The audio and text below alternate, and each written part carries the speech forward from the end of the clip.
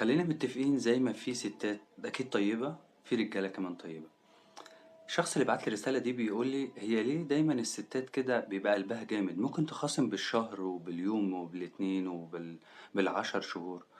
أنا متجوز من 10 سنين، وكانت دايما بتحصل مشاكل بيني وبين مراتي، عندنا طفلين، وكان في مرة طلقتها ورجعنا لبعض.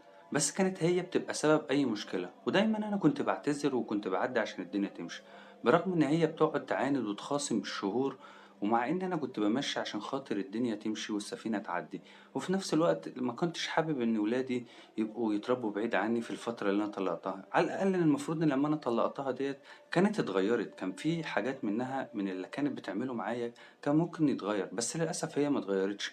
ومع إني بعدي وبعتذر هي خدت على كده. فأنتوا قولوا لي أعمل إيه؟ طيب أتمنى منكم إن أنتوا تكونوا إيجابيين مش سلبيين في حاجة زي دي، لأن وارد إن يحصل.